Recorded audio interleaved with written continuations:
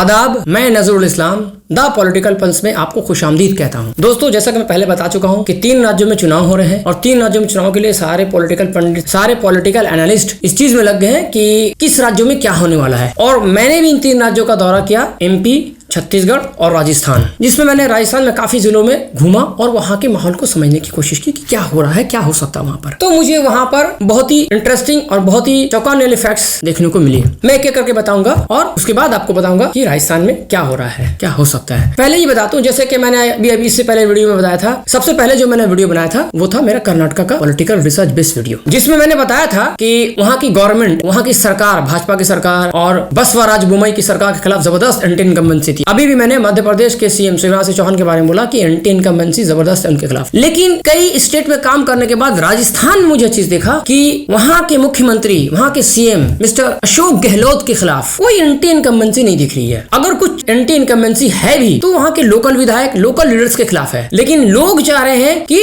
अशोक गहलोत फिर से CM बने। और आपने देखा होगा कई सारे सर्वे आए होंगे, करीबन 40 या 40 के आसपास या 40 से ऊपर लोग ये चाह रहे हैं कि अशोक गहलोत फिर से CM बने। तो कुछ बिंदु को, कुछ इश्यूज को मैंने खोजने की कोशिश की कि किस बेस पे इलेक्शन यहाँ लड़ा जा रहा है और भाजपा किस चीज के सहारे आ रही है और कांग्रेस किस चीज के सहारे आ रही है चुनाव लड़ने के लिए, मतलब कि इलेक्शन में किस चीज के सहारे जा रही है। तो ये जो मैंने बोला कि किस चीज के सहारे जा रही थी, तो सबसे पहले मैंने देखा कि कांग्रेस जो राजस्थान में अशोक गहलोत जी को सामने करके लड़ रही है, यानी कि जो उनका एंटी इनकम्बेंसी नहीं होकर के प्रो इनकम्बेंसी है, यानी कि एंटी इनकम्बेंसी का मतलब होता है गवर्नमेंट के खिलाफ एक जनरल सेंटीमेंट। बहुत बड़ी जनसंख्या, बहुत बड़ी आबादी जब गवर्नमेंट के खिलाफ होती है या CM के खिलाफ होती है, लेकिन प्रो का मतलब प्रो हो गया उसके सपोर्ट में, उसके समर्थन में। तो अशोक गहलोत जी के समर्थन में मेरे ख्याल से बहुत बड़ी जनता राजस्थान की है। और आप अगर किसी भाजपा के सपोर्टर से बात करेंगे, जो कट्टर भाजपा का सपोर्टर है, भाजपा की पार्टी से जुड़ा हुआ है, वो भी आपको ये बोलेगा कि नहीं अशोक गहलोत जी ने काम किया है। तो मुझे लगता है कि राजस्थान में एंटी इनकम्बेंसी नहीं बल्कि अशोक गहलोत जी के लिए प्रो इनकम्बेंसी। दूसरा जो इशू है वो है कम्युनलिज्म। भाजपा ने कम्युनलिज्म को इशू बनाया है, लेकिन आपको मैं जैसे बता रहा हूं, अभी मैं आपको फर्स्ट वीडियो में जो भी बनाया मैंने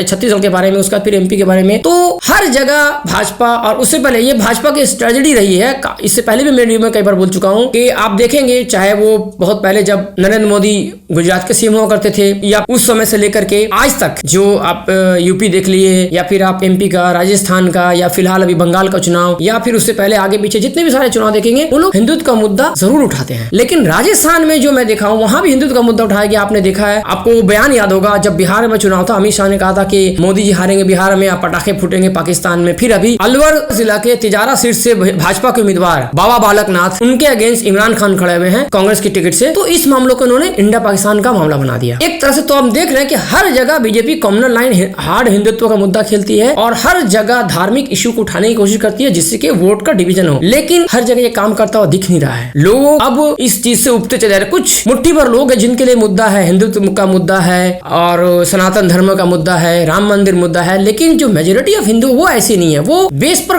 ग्राउंड पर वो काम चाह रही है कि काम क्या हो रहा है। तो इसीलिए ये कम्युनिज्म का मुद्दा काम नहीं करता हुआ दिख रहा है। अब जो तीसरा मुद्दा जो राजस्थान में है, जिसको कांग्रेस बहुत ही जोश और खरोश के साथ, बहुत ही जोश से उभारी है, वो है welfare scheme for every demography. आप देखेंगे अगर राजस्थान जाएंगे तो ओल्ड पेंशन स्कीम है, इन्फ्लेशन रिलीफ कैंप है, यानी कि महंगाई भत्ता दिया जा रहा है। उसके बाद एक राजस्थान गवर्नमेंट ने 25 लाख का एक हेल्थ इंश्योरेंस निकाला है, जिसके थ्रू से 25 लाख अमाउंट तक का इलाज आपको फ्री ऑफ कॉस्ट सरकार करवाएगी। अगर आपको कुछ बीमारी होती है, उसमें 25 लाख के अंदर तक या 25 लाख तक का खर्चा होता है, तो सरकार उसको बेयर करेगी, यानी कि सरकार आपको सपोर्ट करेगी इलाज करने में। और अभी अपने मैनिफेस्टो में अशोक गहलोत जी ने ये वादा किया है कि अगर उनकी सरकार आएगी तो ये 25 लाख को वो 50 लाख तक कर देंगे। तो इससे लोगों के अंदर ये मन में बात जा रही है कि कांग्रेस सरकार काम कर रही है, कहीं ना कहीं काम कर रही है। और वहां पे ये बात बना है, लोगों के मन में बात जन्म ली है कि कांग्रेस सरकार काम की है, ये अशोक गहलोत की सरकार है, बहुत काम की है, और अगर ये फिर से आती है तो और काम होने की उम्मीद है। मैंने आपको राजस्थान के हालात बताए, और चूंकि मैं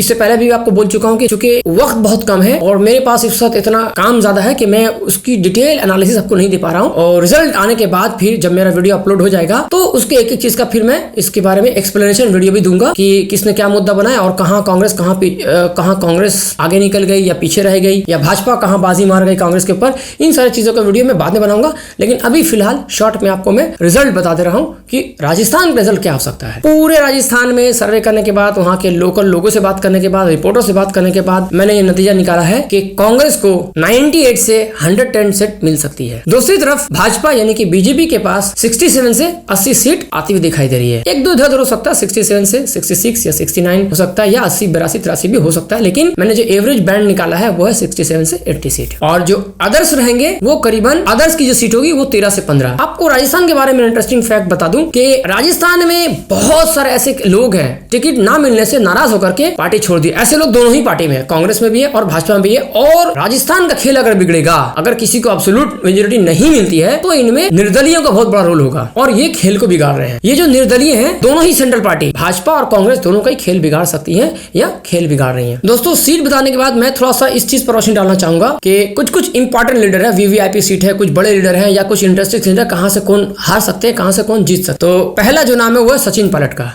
सचिन पायलट टोंक विधानसभा सीट जो कि टोंक जिला में है, विधानसभा नंबर 96 से इलेक्शन लड़ रहे हैं और वो उनकी जीतने की संभावना अधिक है, यानी कि वो सीट मैंने उनको जीतता हुआ बताया। दूसरा जो है वो है अशोक गहलोत वाली सीट। अशोक गहलोत सरदारपुरा से इलेक्शन लड़ रहे हैं, विधानसभा नंबर 127 और वो बिल्कुल आराम से जीत जाएंगे। एक और बहुत ही इंटरेस्टिंग लीडर है, बहुत तेज तर्रार लीडर दिव्या मदेरना, जो ओशियान जोधपुर के ओशियान से लड़ रही है, उनके भी जीतने की संभावना अधिक है। वसुंधरा राजे जो झालरापाटन झालावाड़ जिला से लड़ रही हैं, उनका अधिकतम चांस है, वो श्योर जीत रही हैं। फलोदी से पब्बा राम भाजपा के कैंडिडेट है, वो जीतते हुए दिखाई दे रहे हैं। अलवर जिला के तिजारा सीट से बीजेपी ने बाबा बालकनाथ को मैदान में उतारा है, तो कांग्रेस ने इमरान खान को टिकट दिया है। और पूरे राजस्थान में ये one of the VIP seat है, बहुत ही कांटे की टक्कर देखने को मिल रही है, जबरदस्त टक्कर देखने को मिल रही है। सभी लोगों का कहना है इसमें कुछ भी हो सकता है, कोई कह रहा है इमरान खान जीत जाएंगे, कोई कह रहा है बाबा लाख जीतेंगे। जो भी रिजल्ट चाहे जो भी हो, नतीजे चाहे जो भी आए, लेकिन ये सीट बहुत इंटरेस्टिंग, बहुत कॉन्टेस्टिंग होने वाला है।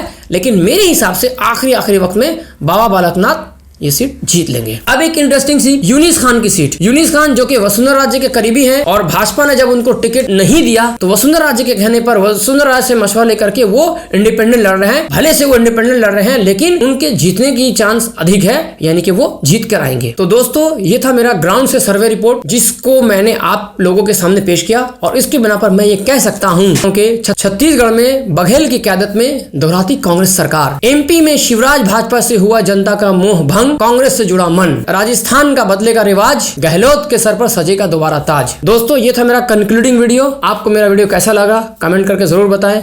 वीडियो को लाइक करें और चैनल को सब्सक्राइब करें।